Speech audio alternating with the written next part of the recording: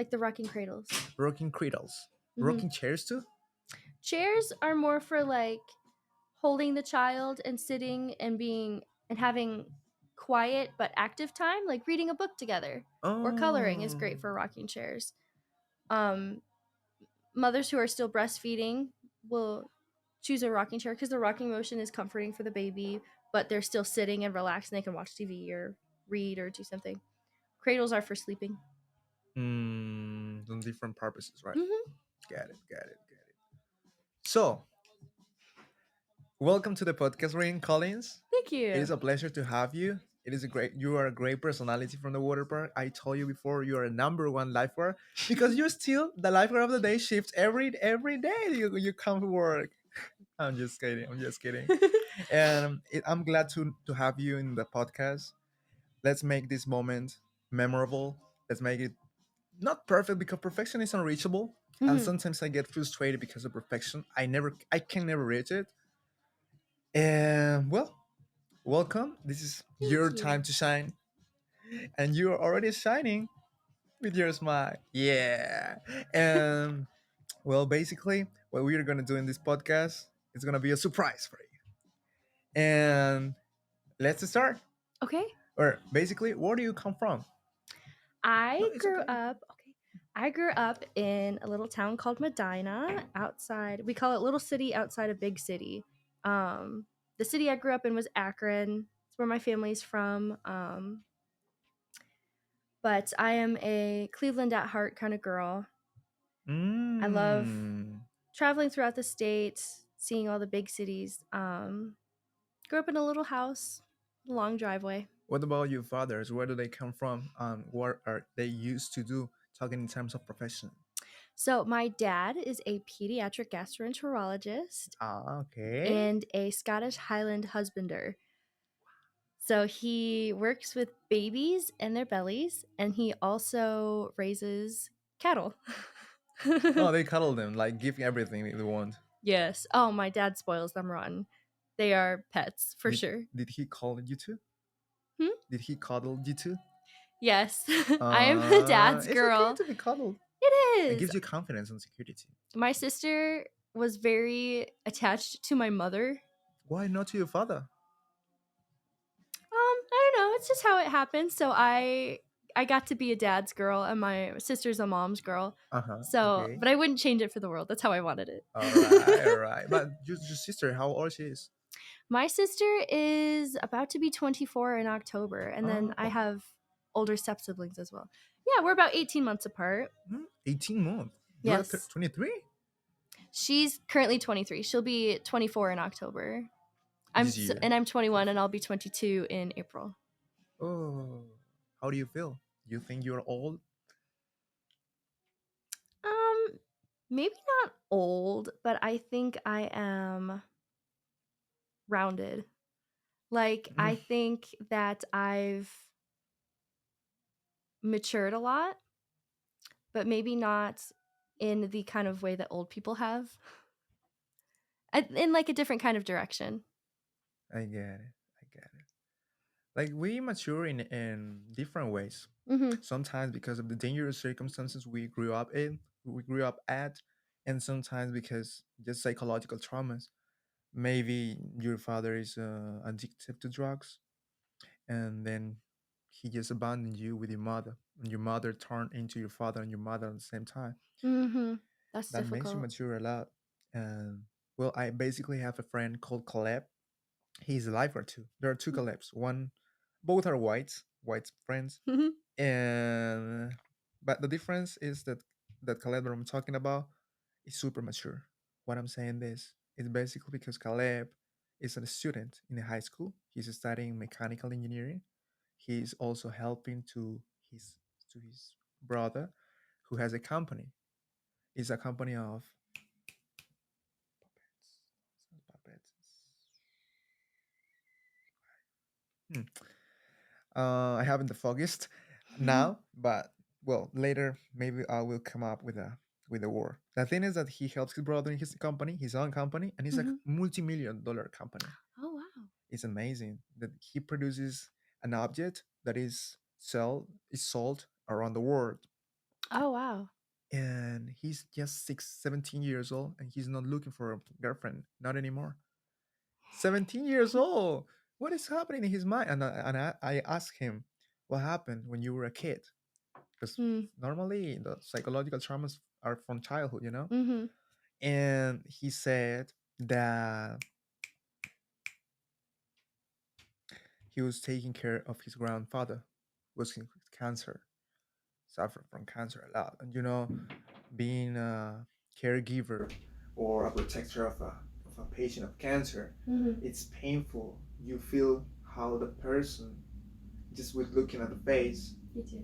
Yeah. yes, it's paying attention and the tone of the voice, those little details. So in different ways, it made him mature a little bit more. And now I was asking him, and I said to him, why aren't you looking for a girl like everybody else is doing in the water park? And he said, well, basically the last girlfriend I had wasn't loyal to me, so I decided to work up, and I didn't understand why she wasn't loyal to me. The thing is that now the only thing that I have in my mind is work, study, money, and that's it. Which is kind of So surprising. young. It's kind of surprising, Mhm. the maturity that he have. And I invited him to go to the Buffalo Wings and eat some hot, spicy wings. Yes. Good. We deserve it. We Yes. deserve it. Kids need to eat spicy food. Kids, 17 years old. 17 years old. So, from your point of view, what do you think? What was the turning point in your life that made you mature? Like made you think like an adult, like an adult. Goodness. Well, the first thing that comes to mind was when I started to really be disabled. In what ways? I was in an accident when I was 13 and I had my first head injury. And I'm not sure if you know, but people with ADHD and autism and such conditions are very prone to head injuries because we are reckless. We do crazy things. Yeah, we don't care. We don't care. We are indestructible. Mm-hmm. And it was pretty bad. I had to go to rehabilitative services and learn how to do a lot of living over again. And then after that, I started learning more about my conditions, and I kept getting hurt. I would keep getting these head injuries or these other random injuries, and I thought, growing up means that I'm not a bouncy ball anymore. I'm not going to just bounce back. I'm not going to heal and be able to go play on the playground after I I get it. eat some crackers and I'm fine now. Like, yeah. No, now I have hospital bills and I have medicines and I have to take care of myself in different ways than I think normal 21-year-olds get to take care of themselves. Mm-hmm. Like, I don't have a pet. I have a service animal. I don't have energy. I have, a spectrum. Like, I have 100% and I have 0%. I don't have the battery bars like normal people my age do. I can't go out and party like I think typical people our age do, especially around here. So that first accident was really when it accelerated my progression in my disabilities. So I would have to say then. So do you actually think those are disabilities? Or do you actually think that they makes you a better person, a human being? I think my ADHD definitely makes me like way cooler. And I would not be me without it. And I love that part of myself. I'm very confident with that. However, the physical repercussions of my other conditions, like my narcolepsy, is. What is it, sorry? Narcolepsy. Narcolepsy. Okay, yes. It's a new word. Narcolepsy. NARCOL. EPSY. And what is that about? Sorry. Narcolepsy is the condition where the brain loses function and puts me to sleep. It happens when I'm. Sorry to interrupt you. No, it's just like you just turn up. Yes, like, so the key is in the car. The engine is on, but it's in park. Oh, I get it. Is how I've had physicians describe it to me. I get it. So I can put the car in drive. Mm-hmm. You know, you can shake me and be like, "Hey, wake up!" But it's like so say you go to bed at 9 p.m. and you wake up at 7 a.m. I go to bed at 9 p.m. wake up at 7 p.m. Because of your circadian rhythm? Because of the rhythm. Okay. My brain has the electronic function, but the rhythm kind of gets a little freestyle sometimes. So if I'm really stressed or sick or if I'm injured, I'll sit down and I will pass out. Like yesterday, I walked a lot and I have some pretty bad boo-boos on my knees from falling. And I was in so much pain and I was so tired and stressed being in the big city. And we went to a Walgreens and I sat on the floor and fell asleep. Meu Deus in Brazil. Yes. In Portuguese. And I woke up and was like, oh, I feel so much better. Went about my day. And that's just how it works.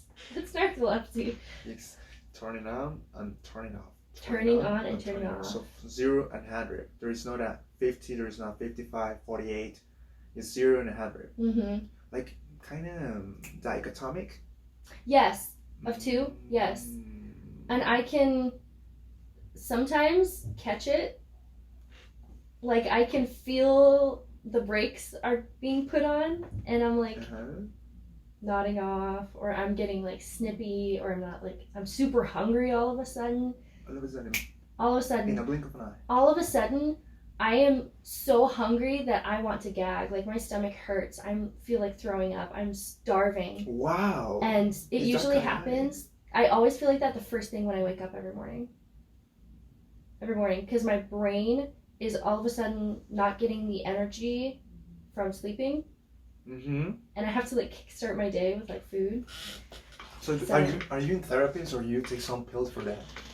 I am in a therapy program for it. I have to do a lot of logging with my food and stuff to make sure that my energy is coming calorically throughout the day to sustain what I'm putting off.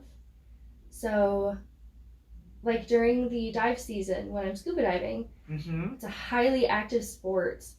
Scuba diving like this, like a parachute. Oh, sorry. Scuba diving is in the water, right? Yes. Yeah. I'm sorry. I just lost. No, you got it. It's very similar, like with the kind of equipment and physical demands that we do. I eat nonstop in the summer. Like if there's not food going into my mouth, I'm not happy. Really. So I have to be careful about my energy levels. I have to predict my days. I have to plan everything like weeks ahead. I can't be spontaneous, which with the ADHD, I'm like, let's go to the bar. Like, woo, party at Great Wolf Lodge. But it's also like, let's do it. Like, I will cancel plans last minute that have been in place for a week because I have to work in 2 days. And I need 1 day to recover. Oh, it's basically like me. When I'm into a party, I'm just 15 minutes. Last year, I was challenging myself to be more than 20 or 25 minutes in a party. But they just gave me alcohol and I drank a little bit. Then I got exhausted. You didn't know, you have no idea how absorbing is being surrounded by people. They are dancing without a purpose or just with an objective of flirting with girls. But in a nonsense way. So I said, this is not the place I want to be. So I just quit from parties and I start doing creative things, like sometimes the stupid things too. Yes, but things that are better for your time. Exactly. You actually get that experience from your ADHD because we are constantly stimulation seeking. So we're always looking for energy and something exciting.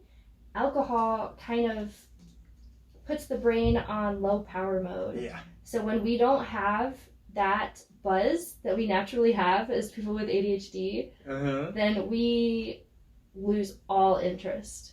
It is not exciting for us. It doesn't trigger the dopamine balancer in our brain anymore. It shuts it off. So then we're like, oh, okay, this is boring. I want to go home. Like, I just quit. I don't care about this. I don't Right. want to progress in this activity. I don't Right? want to accept You're like, this. oh, Ugh. I want to sleep. Like, oh. And then if we are continuing to stimulate ourselves when we're hyper intoxicated, like if I'm smoking when I'm drinking, I am bouncing off the walls. I am hyper. That is my 100%. I am Bouncing. That's my bouncy bowling. Back and forth. Bouncy bowling. What you said before, you were analytically talking. Yes. You are not a bouncy ball. You are trying to avoid being a bouncing bowling, right? Yes. Because you don't want to just go from 0 to 100 in a blink of an eye. Yes. You want to go like increasingly decently. Yes, the natural body isn't meant to be so back and forth like mine is. It's meant to be in waves. Like wave pool. Yes. And even you were working here in Kalahari, and I was asking to Brian Shanley, the general manager, how is the experience of being a lifeguard in general terms, like the overall comments of every ESS student that comes in different seasons here. And he told me, in general words, being a lifeguard, it's going from 0 to 100 in just a second. And that is absorbing. Believe it or not, we are just we look like we're just looking at our water, but it's not just it isn't just that. The attraction will be like an average of 100 people, 122 people. Not that bad. The thing is not that the number of people reaches the maximum capacity of each attraction, but the complexity of being lifeguard is that you gotta focus on each person every millisecond. Yes. Every minute. So you turn from one face to another face, and then to another, and then to another. And the faces are varying in forms and shapes. And it might be like something simple, but in psychological terms, it is so complex because we have here different. We have an organ here, eye, but the eye is in itself formed by different elements like pupilla. Pupil. Yes. It has different factors. It's different layers. That's the word. And you might know that for us to focus, that pupil needs to dilate and then going back to the original size every time. When you're focusing something, then your pupil dilates, expands, and then go back and forth, like a flow rider for gigantic people that crashes the machine. Yes, exactly. You gotta go back and forth the whole time.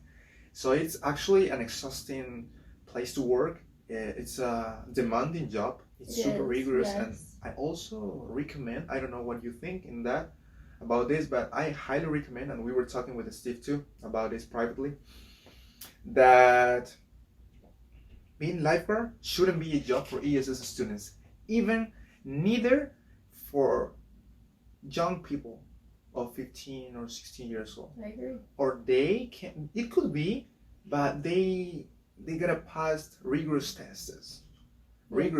Like there must be a psychologist who can measure the level of agreeableness, the level of tolerance of the person. Because a kid is an intolerable. Yes, kids are intolerable. Yeah, and sometimes we are like mistreating them in some way, but we are unconscious of that. Yes. So there must be a professional.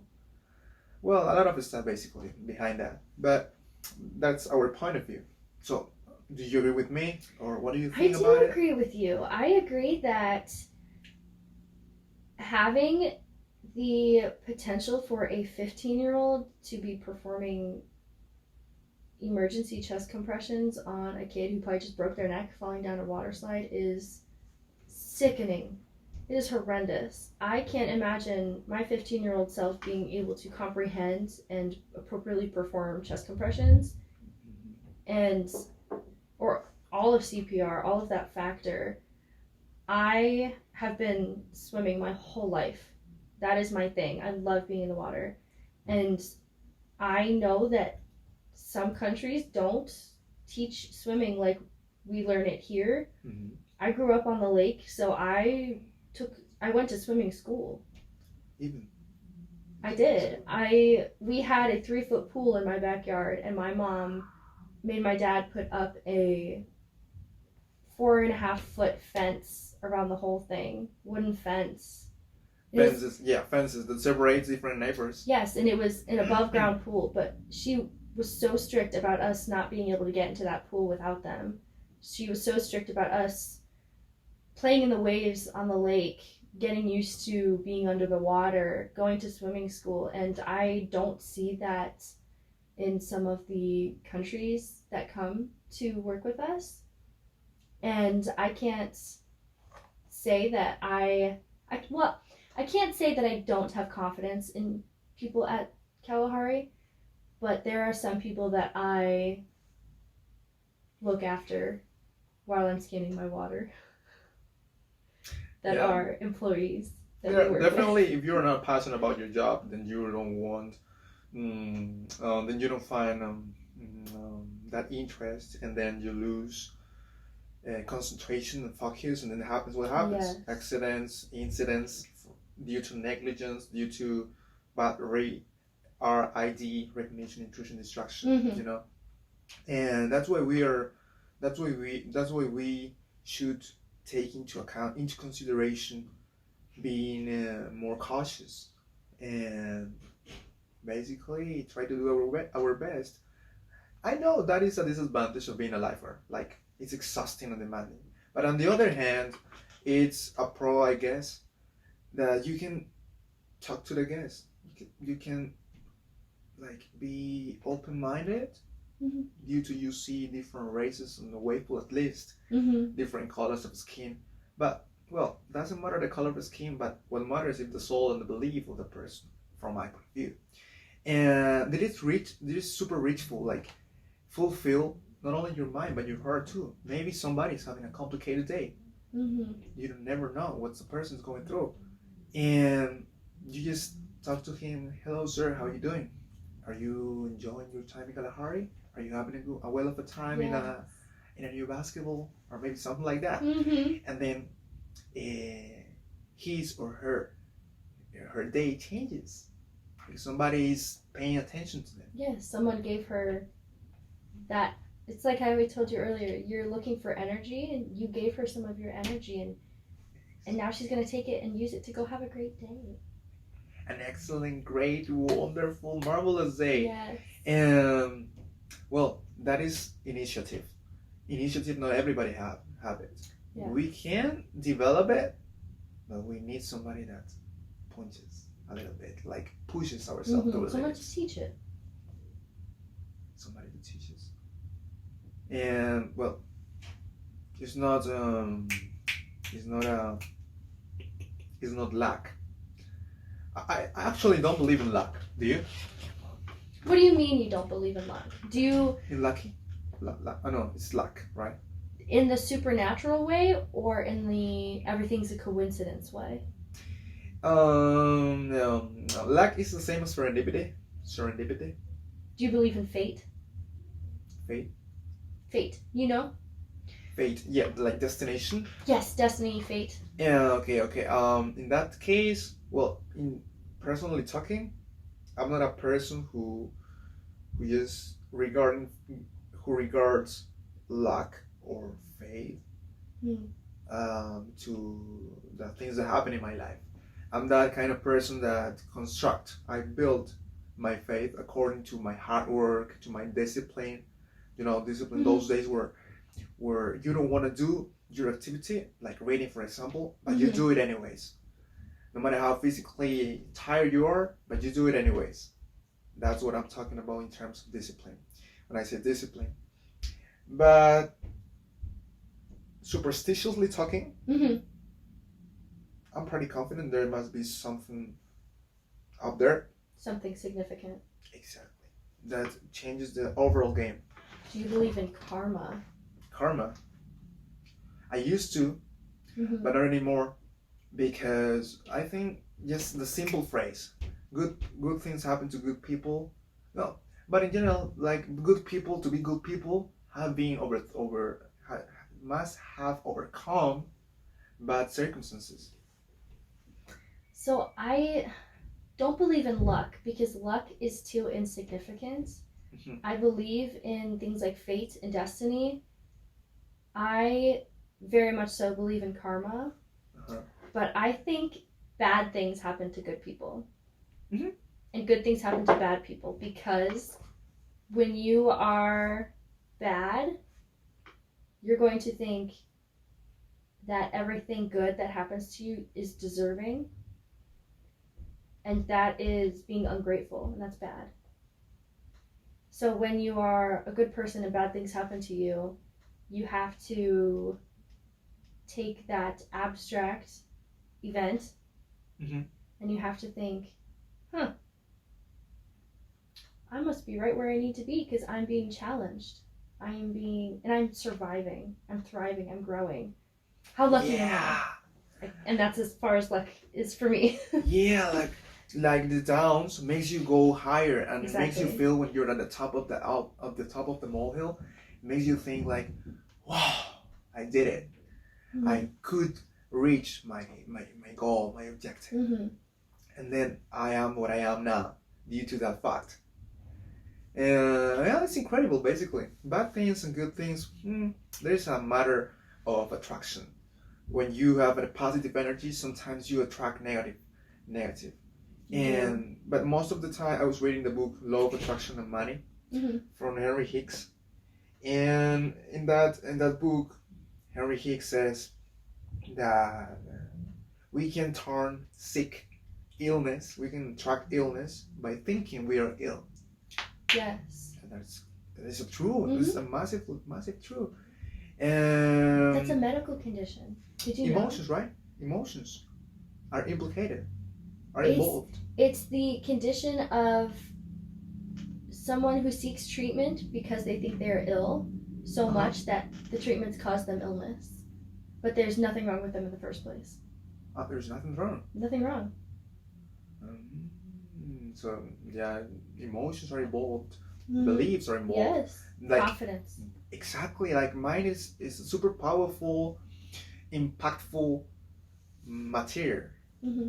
that in some way drives us to be ill or to be healthy.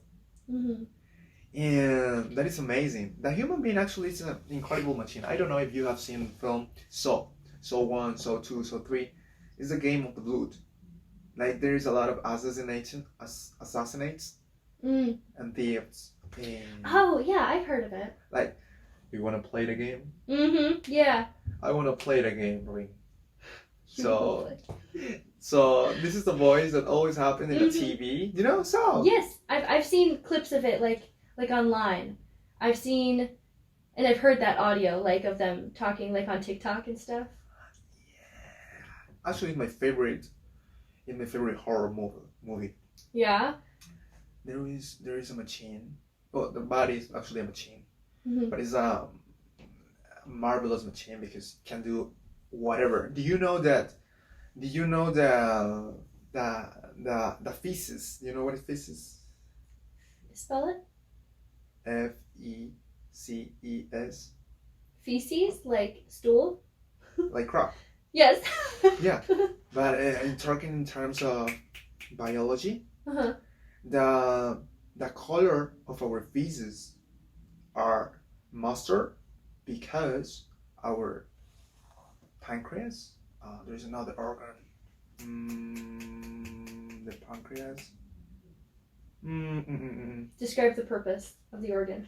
The thing is that the organ produces a kind of color, that goes through your through your Through the intestines? intestines. Do Maybe. you think kidney? Kidney is a product filter. Same with the liver. But kidney typically does fluids in the body, and livers do bloodstreams. I'm not sure where. I'm sorry, but it's kind of complicated. The thing is that. But that's a good thing. It's a complicated machine. It's a complicated machine, but it's stunning at the same time. Because you know how the physics are mastered. That could be a good topic to talk about someday. Well, I'd love to introduce you to my dad. That's what he does for a living. He works with the stomach and analyzes the feces of babies and figures out what's wrong with their bellies. And you're motivating me to come back next year. You should. I'll tell you all about my dad. I would really love to. Well, let's see what happens. You know, we construct our destiny, and there's just a little short period of time for us to live. We are not always here. We are a matter of seconds. For some people outside the planet, or they are not people, they are like, well, other species. Yes. So the greater beyond. Exactly. We are. So we are nothing, or we are a lot. Insignificant. There are, you know, insects. The insects that are so labor, are super labor. Super labor. Super laborious, like ants? Ants, exactly. Yes. So for the ants, they live in a dimensional world, but we in a three-dimensional world. Mm-hmm. But from their perspective, from the ants, we are super gigantic Attack on Titans, you know? We are, aren't we? Well, it's relative. No? It is. It's all relative. There's a symbol. It's a parenthesis with the two colons on both sides. Yeah. You can look at it so it's a smile, or you can look at it so it's a frown. I didn't notice that. Perspective. Mm-hmm. Well, I'm imagining it. Well, basically, we need to.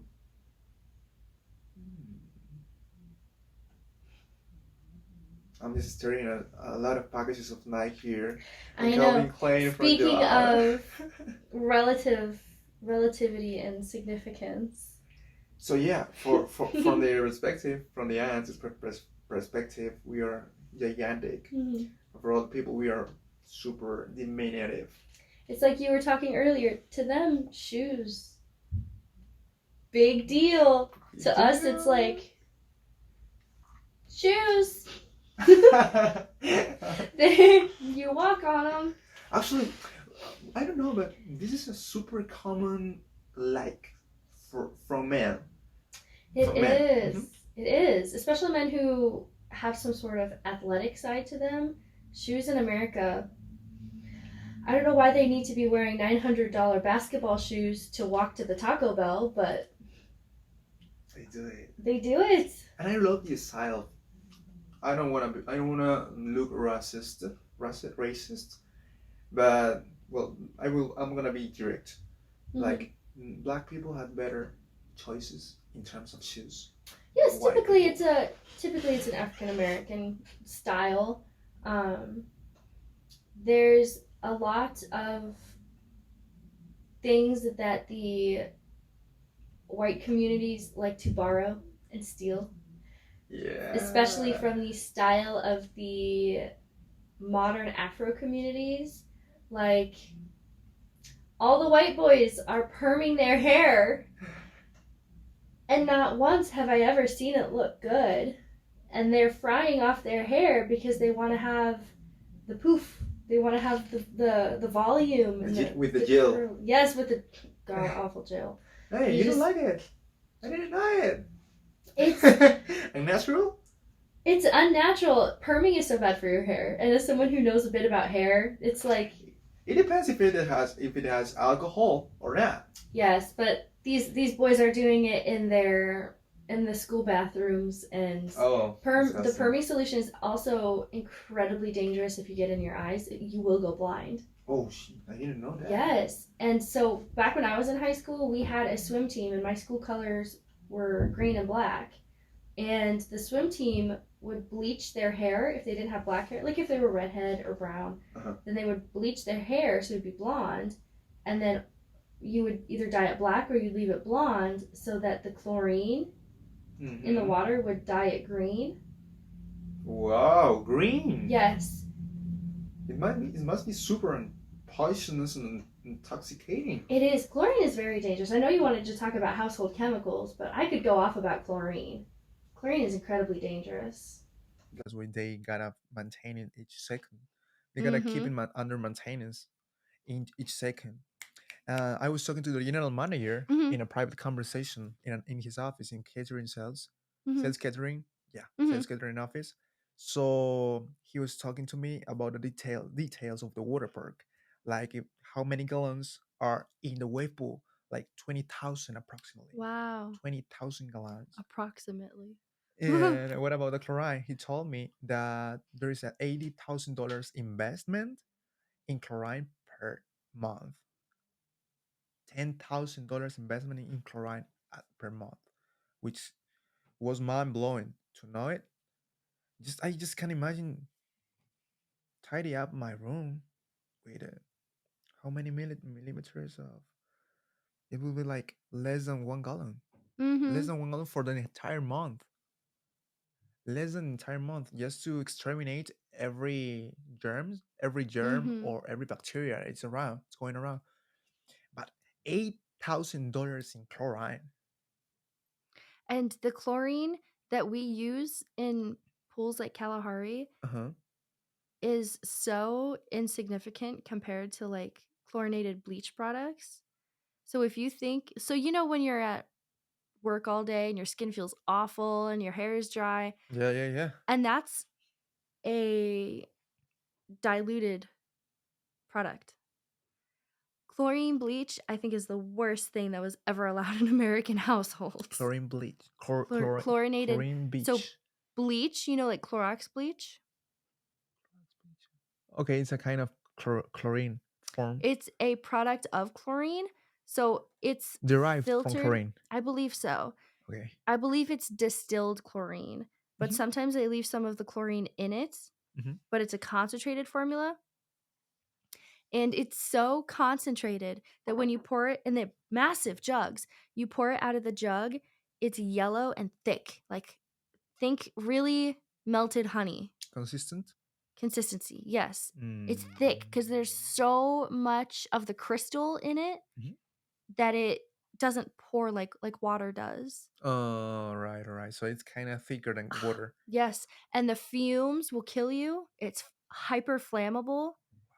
It's slippery, so if you get some on the floor and you just drip it and you don't know, slip and break your neck. It's invisible. It's Kind of. very faint yellow, very faint yellow. And Okay, I okay. used to use it when I worked at the nursing home because Hmm. chlorinated bleach is the only product that will kill all the germs. And there were certain germs that if we use like a regular wipe on, Hmm. like an alcohol wipe, Hmm. the alcohol will ferment the germs and grow it faster. Wow. Yes. I didn't know that chaotic germ could exist. Oh my goodness. The could I say the psychology of germs? The psychology? The intelligence of germs. Oh my gosh, we won't get into it because that would be a whole other podcast. But Wow. one of my other careers was I worked in a medical laboratory. So I had to study all about cleaning. Microbiology. I assisted Ooh. microbiologists. I was the one who would go to the patients, collect the product, Hmm. the sample, and bring it to the doctors and histologists and pathologists and oncologists and all of them. And I would Wow. A lot of put the chemicals and mix it birds. up and put it, and I'd be like, here, test it now. Like that was my job. And I don't think I used Clorox bleach in the household concentration once in that entire hospital Wow. when I did that, and I did that for 2 years. The percentage of concentration must be so high. Must have been so high. When I worked in the nursing home, And this specific example was for the infection called C. diff. You'll have to forgive my pronunciation. It's like No, you're good. cholesterol differential, something like that. It's a bacteria that lives in our gut, Hmm. and it's good for us. It eats stuff and grows so that we can so we Okay. could kill it in our stomach and eat that. At the same time. Yes. So Wow. it's good for us. We have it. Hmm. It's transmitted through feces, infected feces, and water, infected food. We have to consume it. Hmm. And most common way is that old people will get it when they don't wash their hands in nursing homes. Wow. So So I would they be take it seriously. like wood tables like this, Hmm. dousing it in bleach. In the hospital.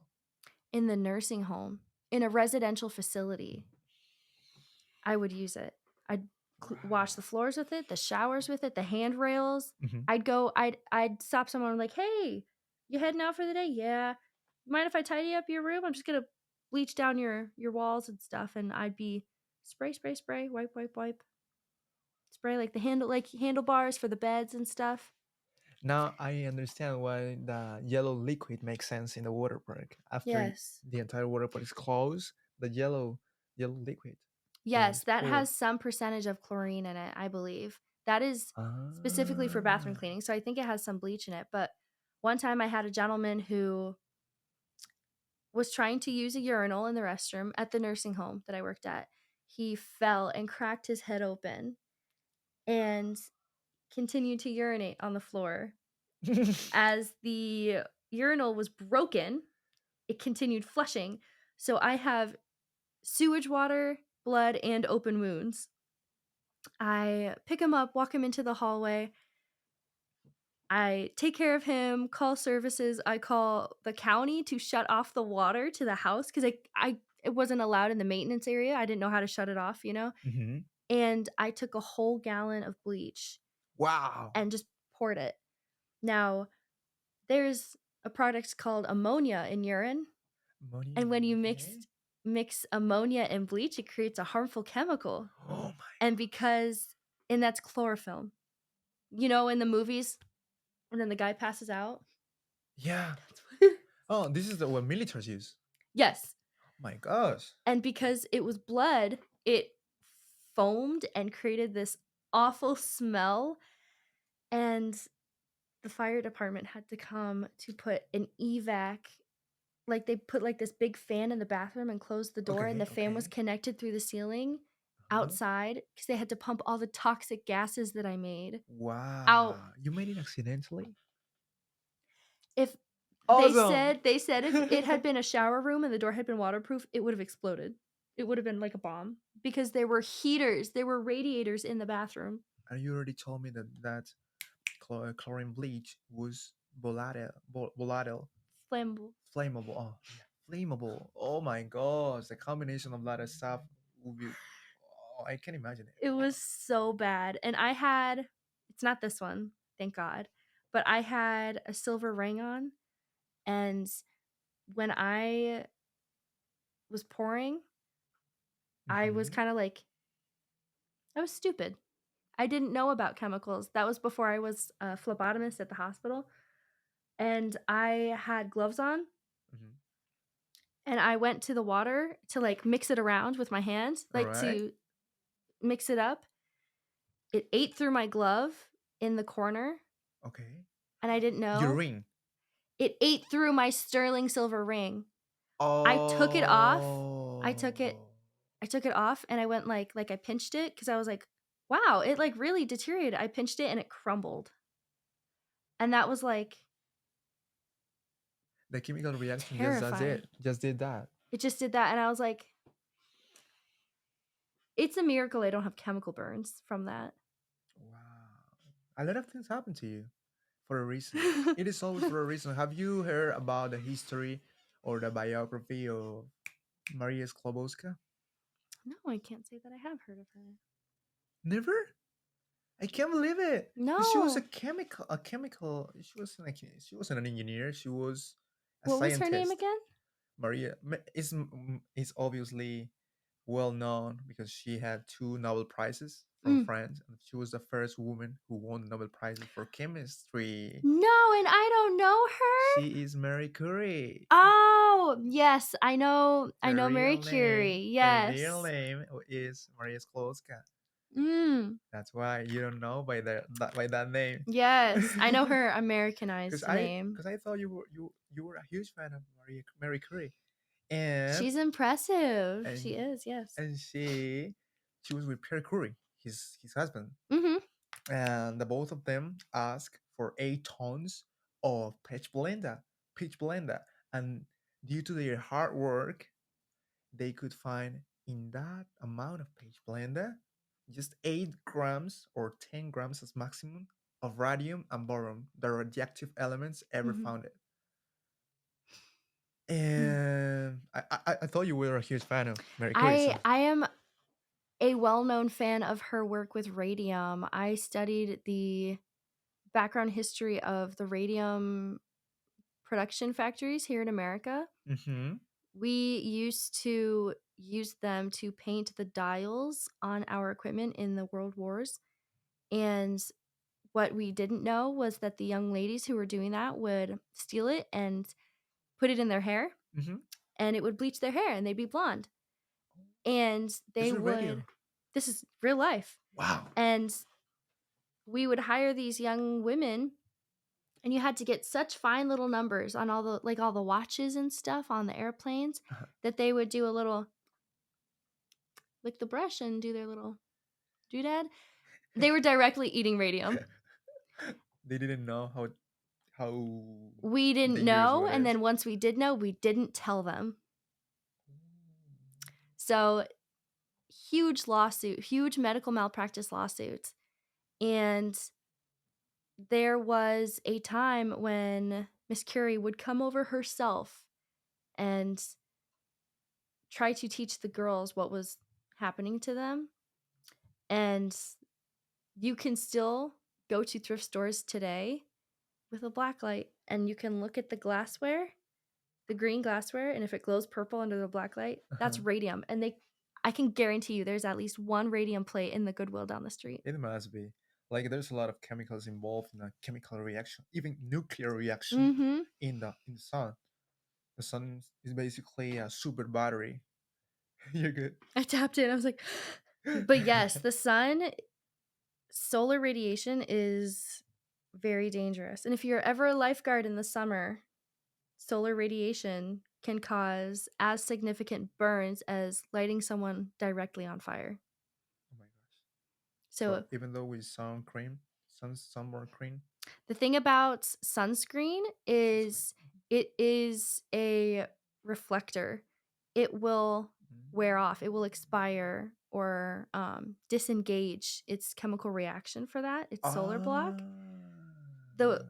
as someone who is incredibly pasty and a redhead, I can tell you that the way that people get burnt the worst is Mhm. not on improper application, but improper reapplication.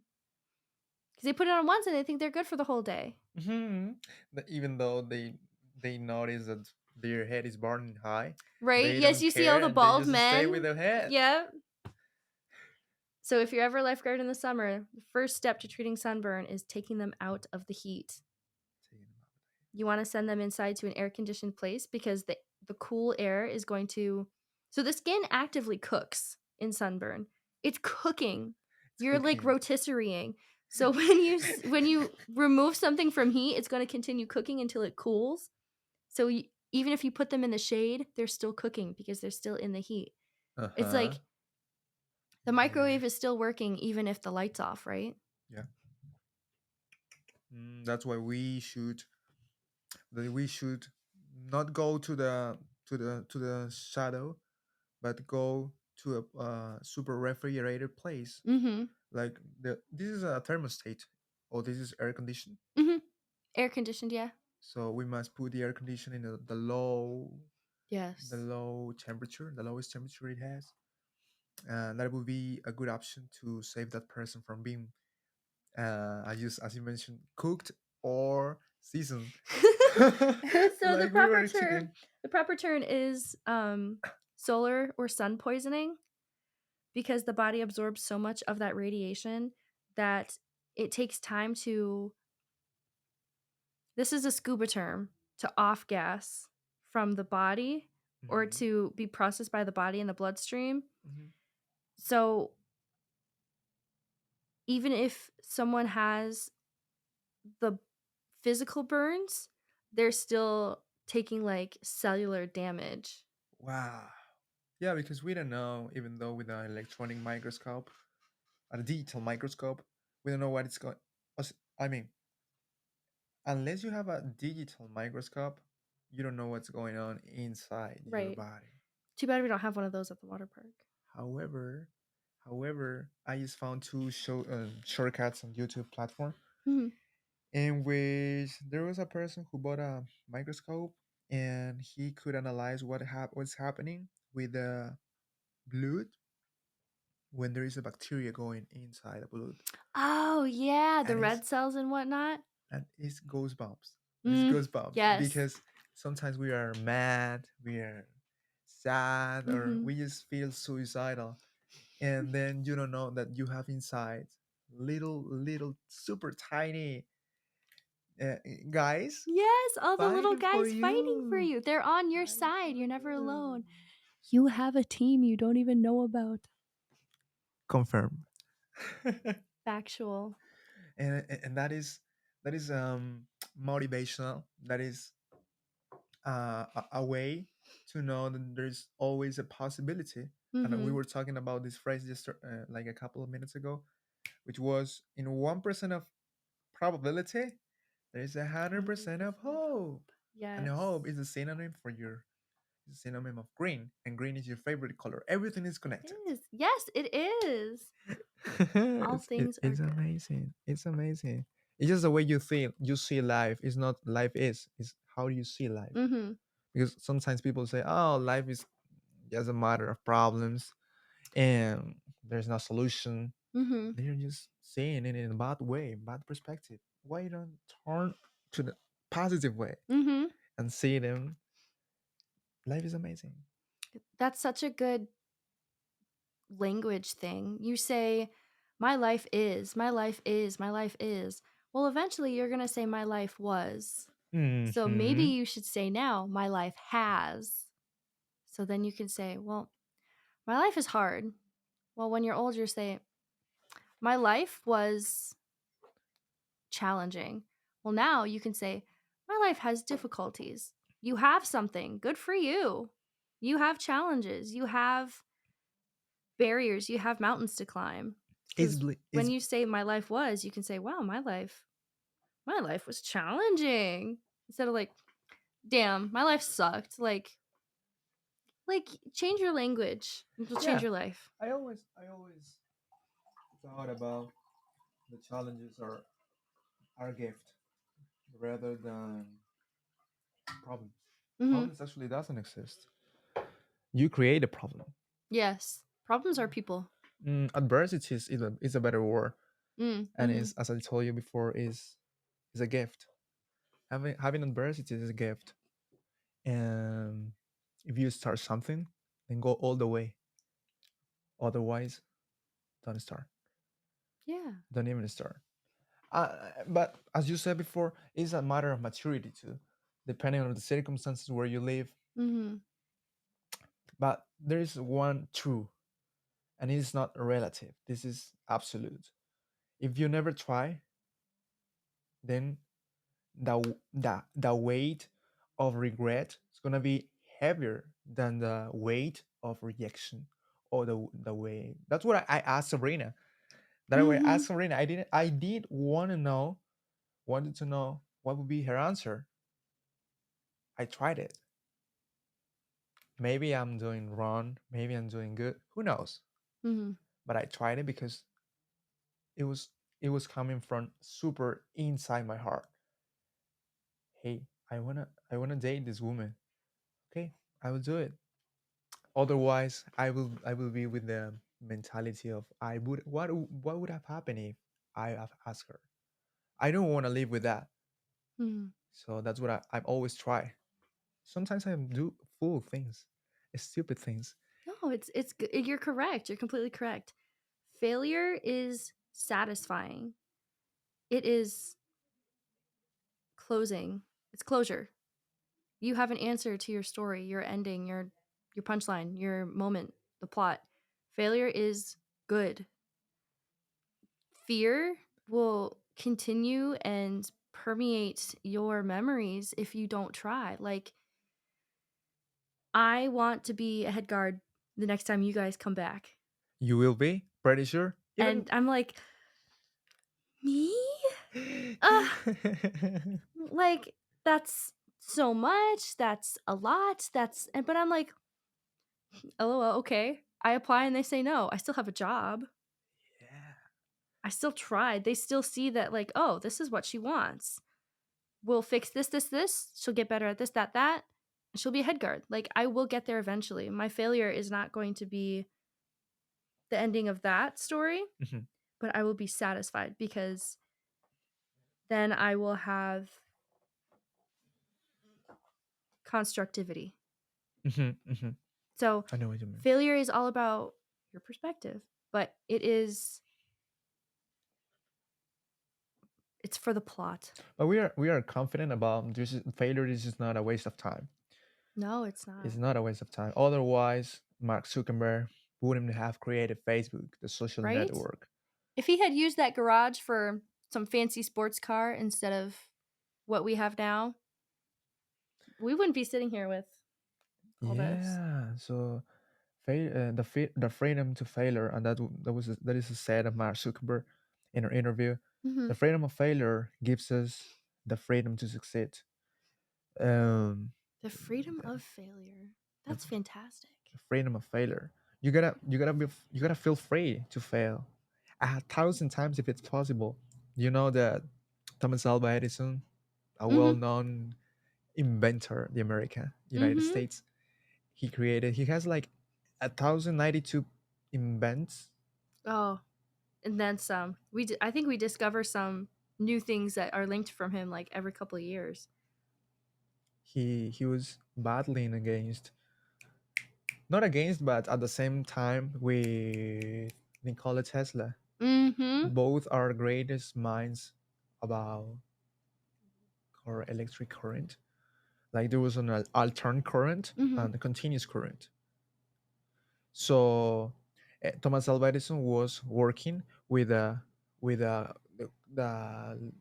continuous current, and Nikola Tesla was working with the alternate current. Mhm. But in that moment, there was just continuous current. Nobody knew alternate current. Nikola Tesla was the inventor. However, Thomas Alva Edison used that brilliant mind from Tesla to patent different inventions. And that is nasty. That is nasty. History sucks. Sometimes it's unfair. You see, yeah, that does suck. They Edison is kind of a well-known thief, but if you think about it in an insignificant way, like, say I wrote a song and all of my friends really liked it, and then one of them sent it to Taylor Swift and she remade it and became super famous. Like, okay, but like when you think about it, like the light bulb or the camera, like you think, well, maybe if, or like scuba, like Jacques Cousteau, the French inventor of scuba diving, Uh, if he hadn't put his name on that paper, we wouldn't have it. So maybe if someone like the true inventor of the camera mhm. had put his name on that paper, we still wouldn't have it as we do now because it wasn't as popular, you know? Yeah, like Maybe it took a celebrity, mhm. I guess is what I'm saying. Yeah. It takes a while to notice who is the true inventor, Mhm. the true inventor of the different things we have now due to the advance of technology. But something is true. Something is real that some people might be stealers or thieves or robbers Roberts. Roberts. But at the end of the day, they are people. They are precursors. They Hmm. are people who, in some way, are trying to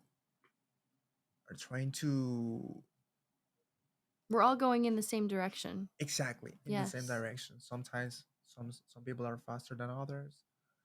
Some are slower, but those slowers are introverts, more intelligent with higher IQ. It's funny though, because back in the day when kids would say, when I grow up, I'm going to be an inventor, like that was such a vital part of our, especially in my country, our industrial revolution that perfected the capitalistic society of consuming all the time, always making, always breaking, always doing something. That was such a vital piece for us. They were the OG engineers. Now we have all these things and we're still growing from them. There's still new things all the time and that's great, but like we still haven't finished what they started. And our young generations have such a for the community, for the world kind of mindset. Huh? And I think that is such growth because we are picking up where these people left off and giving it our all and pushing it forward. We need to invent something We need to be new. hyperactive. Yes, we need to be thinking of the new things as well as the old things. And there's so many old things. Like we're still improving cameras every day. Hmm. Look at the new There's iPhone. gonna be a limit. There's gonna be There's a there's going limit. to be a time when we say, "Okay, that's enough. Let's finally get that cure for cancer." Yeah, someday. Someday when biology and microbiology finally allows us to play with cells the way that we want to. But to eliminate cancer from the human body, we I from the little background that I have, Mhm. we just need to separate alpha and gamma rays in a way that just those rays are propagated through the body, Mhm. but only to the cancer infected cells, so mutated cells, cancer mutated cells. I guess So, so. What do you think? from someone who has seen a lot of benign and malignant studies in person, I can Hmm. say there will never be a cure to cancer. That's not how it works. There needs to be treatment because cancer is an abnormality. A cure is something like, I'm sick, I need a cure. Like, my head hurts, I need a cure. Okay, well, my cure might be like some Tylenol or something. It's going to solve it, it's going to stop it, it's going to forever. Hmm. But okay, what if I have a headache the next day? Well, it wasn't a cure, it was a treatment. It made me feel better. It healed me for So now. a treatment is something that you give rather than a cure, because a cure is stop it, like abruptly stop it, Yes. and you say the treatment just prolonged Mhm. prolongs your It, longevity it's to yes, be yes, yes, redundant. yes. Quality of life. Uh-huh. Um Typically in healthcare we don't use the phrase longevity just because a long life doesn't mean a good life. Uh-huh. We want people to live their best life no matter what. Good quality of So, life. if I could say now it is impossible after snapping my fingers Thanos style that cells everywhere all over the world and all existence of anything ever are no longer capable of generating into a cancerous state, that would be impossible. But like you described with the rays and gamma, yamma, ding dong, all that stuff is treatment. It's treatment comes with prevention. Like vaccinations, like my COVID vaccination wasn't a cure for COVID. It was a preventative step For animals. for all of us. And it can be for treatment as well, but with treatment comes re-diagnosis and with prevention comes expected diagnosis. So if I was never expected to get COVID, I wouldn't have. This is totally an example. Please get your vaccinations. Um, if I was never projected or expected to have COVID, would I need the vaccination? No. No exposure. I say this all the time. Per rate of exposure is per rate of recovery. Poverty, poverty, Per rate of exposure poor rate of exposure. Got it. is per rate of recovery. Like the phrase like miles per hour Uh huh. per. Hmm. So that means if I go get in the water and I'm exposed to 30-degree water, I'm Hmm. freezing, I'm cold. Yeah, because our body temperature is 37. Yes, I'm I meant in Fahrenheit, but yes, that also works. All right, all right. Yeah, we can turn it on. Yeah, We we can could. convert it. Yeah, we can. It works. We can take this exposure to the cold. We can expect hypothermia. Now, if I'm in the cold for 20 minutes, I should expect it to take at least 20 minutes to feel better again. Well, per rate of exposure as per rate of recovery, if I go in and sit by the furnace, immediately I feel warm, but it's my body temperature, my basal cell temperature, Thermic like sensation. Thermic sensation. that I'm still freezing. My cells are still freezing, Uh huh.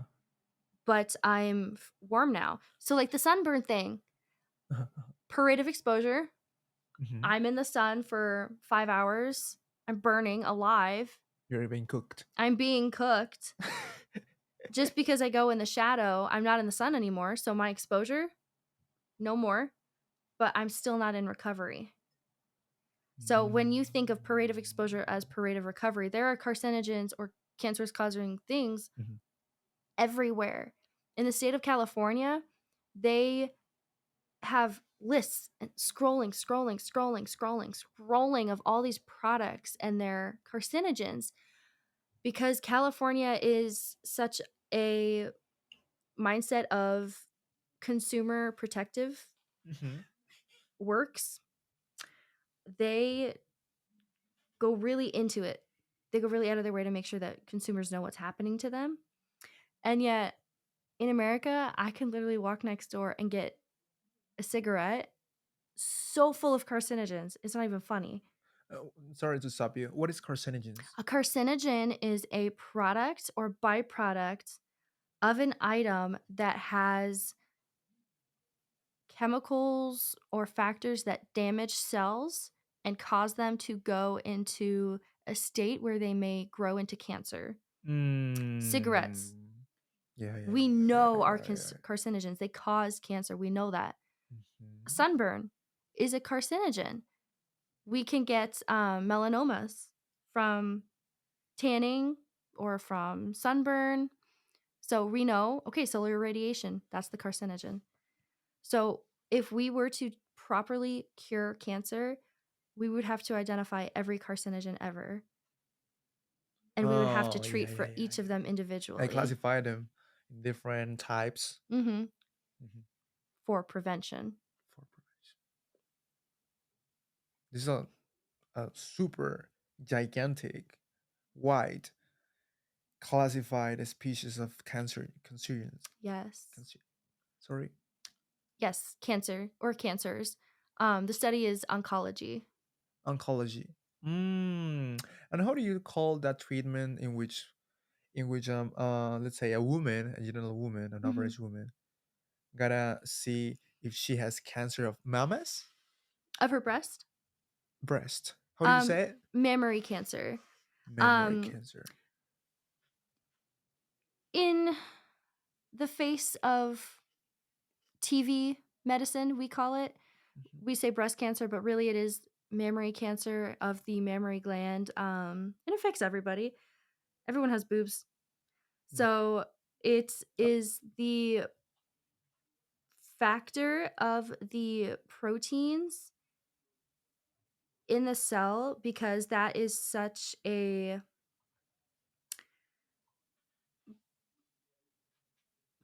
hmm, that is such a chemical heavy aspect of a woman's body throughout her life. You know, we use it to feed our babies. It is really active. It gets a lot of hormones. So it is more likely to get cancer than a man's breast. That's why. Hmm. Because how frequently you use it. Because, I mean, think about it. Every month since we were like 13, we get Hmm. blasted with hormones. Yeah. Hormones can be carcinogenic. They can Um, activate them. they can activate them. Any Uh, flavor, any like tasting, any speck of hormone can flip out the wrong cells. So when we go through the process to screen for mammary cancer in women, typically the first step that we're told to do is to palpate or feel mhm. around our bodies. Palpate Palpate because you're using fingers, so we palpate. the surface of. Okay. And we're just told, oh, if you find any lumps, give us a call. That's Are responsible. We are responsible for primary screening. If we find something that is suspicious, Like fluffy. hard lumps, like think like a cyst, it'll feel like a cyst. So then we can Okay. go and we can have blood work done, and it can tell us if our cells in our blood are a little off. And then what they do is, this is so barbaric. What we do is we go to this machine.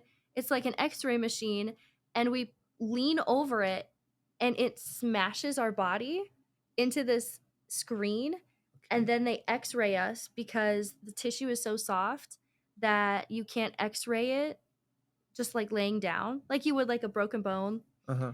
um and it's painful and it sucks. I'm glad I don't have Mm. to do that until I'm like 50, because there is a stigma around it that we shouldn't have to do that. We hate it, but like the government tells us, "Oh, you should do this when you're this age." Um Even in America, there's this big industry of consumism, it and you is. are trying out different flavors, different kind of breads, different kind Mhm. of chemical. The chemical is Yes. involved amazingly Yes. in a huge content in each food, bread, ice cream. So basically, fast food is an activator of cancers in every part of the body. Mhm. If it's cooked, it is technically carcinogenic, Hmm. because heat radiation, like getting cooked in sunburn, Hmm. affects cells In some way. in some way. So technically all of our food is technically carcinogenic. Just like every product, everything that exists is microdosing radiation. Like it's, and everything is tiny vibrating. It's like Yeah. one of those Yeah. grand micro aspect things. Yeah. But there was recently a release of a tampon company. You know, tampons. I'm not sure if Tampons, yeah, that you put on your ears to headphones, tampons, tampons. tampons. Tampons Okay. are a product that women use. It's cotton wrapped up really tight, and it has a string connected to it, and it comes with a plastic tube. And what we do is we put it into the vagina and Hmm. insert it, take out the plastic, and it is used to absorb the menstrual blood during our periods. Is it necessary to use it? It's incredibly convenient. The other options we have are pads, which we place, it's like a sticker. We put it in our underpants and Okay. we bleed onto it. Mm-hmm. Absorbs everything. Yes, it's like a diaper. Oh, So okay, if you okay, don't okay. prefer the diaper style, then you would want to try a tampon style. And then there's like other style, like people are always making new things that Mm-hmm. I'm unaware of because Innovative. I'm Mm-hmm. comfortable where I am with that.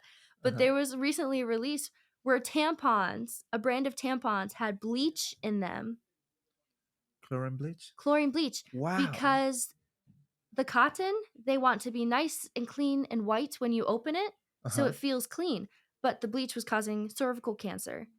We start screening for cervical cancer at 21 years old because women use tampons and things like that.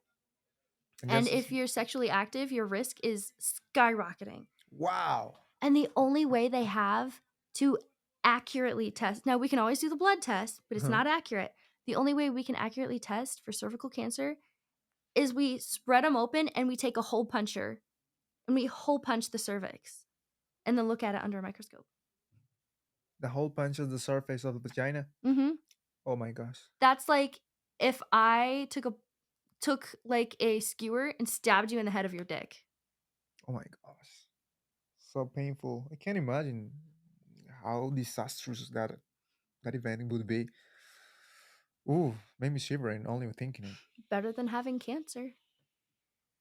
But no, a lot of women know that, so Yes, not a lot of women know that. they just are led by the sexual desire and the satisfaction and segregation of dopamine. I mean, every human being are driven. Every human being is driven by the dopamine segregation. Mm-hmm. So we get addicted to something because of that. And nicotine is the reason why babes are so famous, even in the ESS. I don't know a person who doesn't vape in here. I actually don't know. And well, I sometimes I think, what are they doing with their lives? Well, Mm-hmm. but sometimes I think twice and say, well, they might be kind of anxious, they might be kind of desperate or nervous, so they Mm-hmm. don't know how to lead with that kind of negative emotions or feelings, and then they just do what I do. They just babe, and babe, and that is Mm-hmm. like tranquilizer, the tranquilizer. Yes. But you said that everything, at least in a microscopic percentage, has cancerous chemicals or Mm-hmm. cancerous material, and that is sometimes scary. But we don't have option. I mean, what we can do? So there was a product used to insulate houses called asbestos. Every house in America, you know the houses here are made out of shit, right? Like they're made out of plastic and I'm sure that's why you can hear your neighbors singing. Money. Yeah, it's cheap, but this asbestos was expensive. This was good stuff. It's keeping people warm. Their gas costs were going down. Their Mhm, living costs were going mhm, down. This was good trustworthy stuff. mhm. All of it's cancerous. Wow. And we filled our walls with it. And we still to this day are buying and selling houses that have it left over from when it was okay to use. Mhm. And it is not a stable product. So it kind of grows and it creates like this, think like mold. Mold. Okay. Okay. MOLDE. Yes. Mhm, Like fungus, kind of. mhm, Um, and when you breathe it in, you get lung cancer. So people who installed asbestos mhm. in the walls,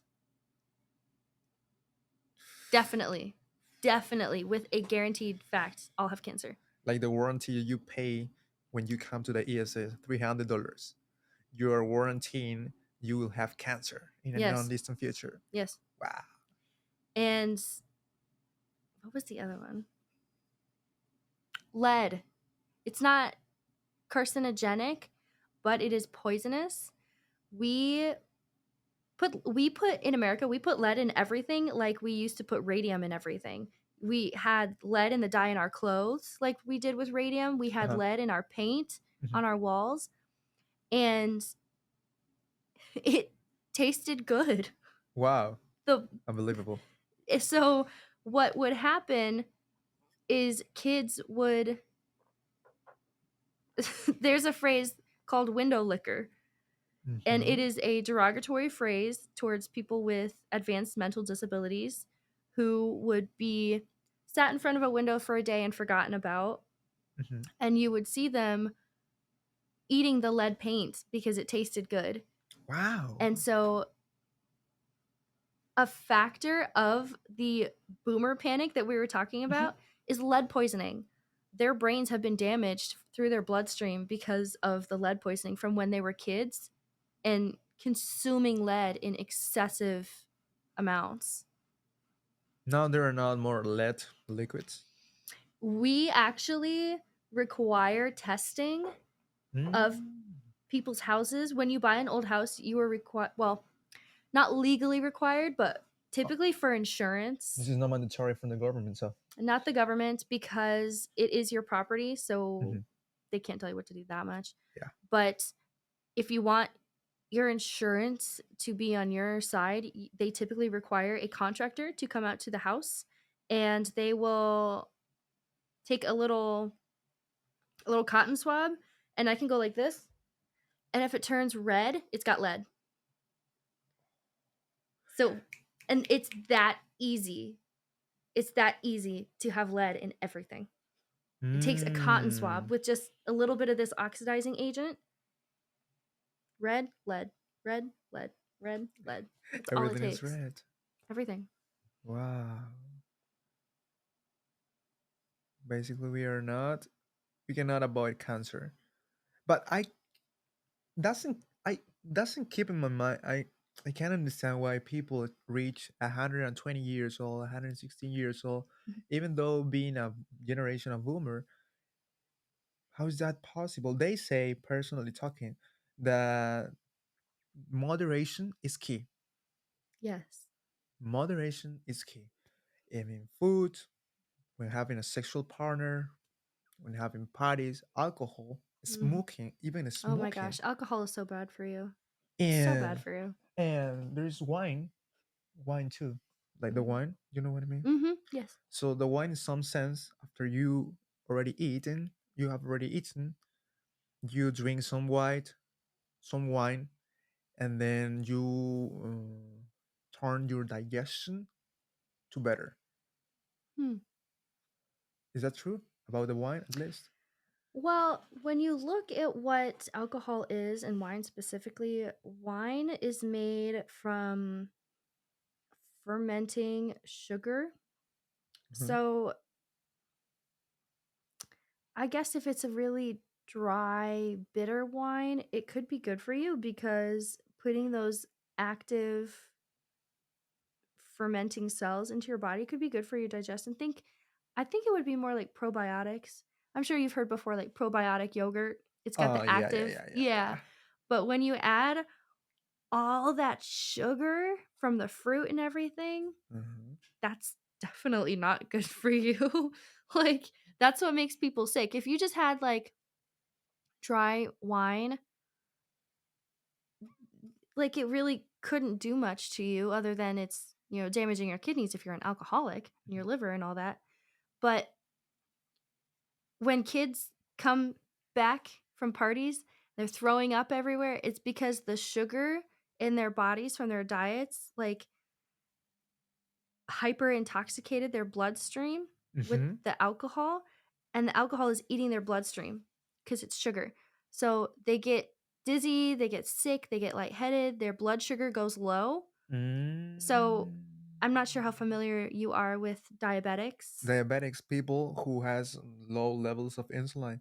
Low who have insulin retention issues. So either they hold on to too much insulin, it doesn't disperse in the body, or they don't have any insulin. That can cause the sugars or the A1C, the hemoglobin, the red cell parts Mhm. is a hemoglobin factor. Is it It's the ones the battle? The red? No, no, no, no, no, no, no, no. The white blood cells are the ones that battle, and the other are like meteor, the car that mhm. transport the oxygen, Yes. The and the other one is yes. plaquettes, Yes. Plackets, plaquettes, placards. plaquettes. Ah, The ones that no makes sé en you inglés. accelerate, makes Yes, you accelerate. plaquetas. How Yes. you like use cards turn to Mhm. better. So you can think of the red cells as the fatty parts. They have the energy. So when you look at the hemoglobin, hemoglobin is the factor of how active that cell is because of the sugar percentage Hmm. in the most simple ways to put it. So when you don't have insulin or you have too much insulin in those cells, the sugar will react and make the cells too fast or too slow. So when you Mm. drink a bunch of alcohol after eating nothing but sugar and your alcohol has a bunch of sugary crap in it, you're going to feel awful because your body isn't retaining. That's why people who are plastered, drunk, Uh-huh. throw up because their body is all out of whack. They've completely they've poisoned themselves. When Hmm. you get drunk, you are poisoning yourself in the technical sense. Yeah. And people who have been horrendous alcoholics their whole life, I've cared for in the end of their lives, and they're like 100 something years old, and it is crazy because if we were to take away the alcohol, they would die the next day because their body has create. And there are people who have to have, 4 beers a day, every day, this brand of Hmm. beer, this flavor. Hmm. Their body has now taken this chemical, created a dependency on it, addiction. Hmm. If we were to take away that chemical in their fragile state, Hmm. they would not survive because, like insulin, if you have a diabetic who is insulin dependent Hmm. and you just take it away, they're not going to make it. That is how Mm. addiction, long term addiction, keeps people alive because the preservative factor of artificial chemicals becoming a dependency in our body, unless it's something directly carcinogenic like cigarettes, where you're growing the wrong type of cells to replace the air that we're breathing, we're trying Uh-huh. to look for oxygen particles where we're getting these cells, then it really does put the stop on time for some people. I didn't know the fact that you get addicted and then you cannot cut down dramatically or abruptly that addiction. I didn't know that, and I didn't know also that if you just cut the addiction Hmm. by hand, then you could die. You couldn't survive. You definitely could. There's a phrase called cutting cold turkey. Cutting cold turkey. What does that So mean? when you cut the bird turkey, it cuts very nicely when it's cold. When it's warm and it's all moisturized and mushy gushy and fresh, Huh? it's kind of difficult to cut. It kind of falls apart. It's greasy, it's hard to grip. But when it's cold and refrigerated and it's old, you could just, with a big ass knife, you just. So we say that phrase, cutting cold turkey. So if I'm an alcoholic in a minor state and I'm only 22, I've only been drinking excessively for a couple years now, and I just wake up one day, I'm like, I'm tired of this. I'm cutting cold turkey and I never had alcohol again. That would be okay because I'm in a quality of health where I can recover. I'd Mhm. feel like shit, but Mhm. like I could do it. Old people who are fragile, who have been smoking and chewing tobacco since they were 6 years old, Okay. cannot cut Six cold years turkey. old. Unbelievable. Oh yeah, oh yeah. Kids, they would give chewing tobacco out to kids like it was candy. Because tobacco, the leaf, Huh? was like, it wasn't significant enough in nicotine to make people ill. It just kind of it was fun to do. Like it was just something light and easy and like a gateway drug. And Just like a when we plane, like a video started, game. when we started mass producing cigarettes and cigars and things like that, we started adding preservatives and chemicals to make them shelf livable. People used to roll their Uh, own cigarettes, and that was a very common thing to do. And then, Primitive. So primitive. yes, yeah, vintage, old fashioned. When Vintage. we started doing this whole e-cigarette shit, Uh huh. fucking over. We're all gonna have cancer.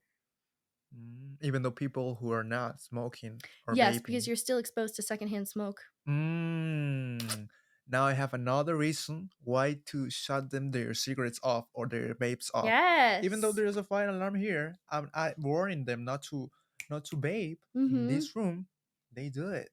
And that's the thing, because if you were to borrow the shirt of someone who smokes, who chain smokes or smokes heavily, and you were Mm-hmm. to wear it 100 times, it'd be disgusting. But that exposure to the carcinogens just through your skin is probably enough for topical contamination, dermal Wow. contamination. And people just are ignorant. There are drugs, illegal, explicit drugs, illicit drugs that are Uh-huh. specifically designed as date rape drugs is what we call them, that are so potent for touch that if I have it on my hand and I have like a glove on my hand and I go and I'm like, "Oh, yeah, like hi, it's nice to meet you." Well, that's enough for you to be blacked out in the hallway in like 5 minutes. Super sensitive. Mhm. Wow. That's how, and like our skin is always absorbing, always breathing and taking in. Yeah, because we have the property. Our body has the property, and every material has the property to absorb. Like Mhm. there is a property called porosity. Porosity. Yes. Yeah, so every Mhm. single thing that you can see has porosity. Even though metal, I couldn't understand at first. There are some porous. There are some porous in the metal. Yeah. Wow, Yeah. such an incredible thing. There's a really specific recipe for the standard steel that we use in America Okay. that it has like aluminum in it, it has a little bit of copper in it. Like it's a recipe, really. We melt it and we make it. Raw steel is really weak and porous, but this cooked steel, Uh huh. it's called galvanized steel. We also do it with iron, is so strong because we fill in the gaps in the pores of the steel Mm-hmm. with these other metals that Mm-hmm. have different porosities, different textures. So together it makes a cohesive blend of metal. It's They all combine. indestructible. Hmm. Wow. Wow. So when if you ever meet a welder, they'll tell you all about the different recipes of metal A because they all take different times and cook times and temperatures, and it's a whole big thing. lot of measures Yes. they're driven by. Hmm. This is a great thought-provoking idea. Thinking about cancer. It's just Hmm. an entire world. It should take 15 podcasts at least. I think so. We'll have to get Caillou in here. He's studying to be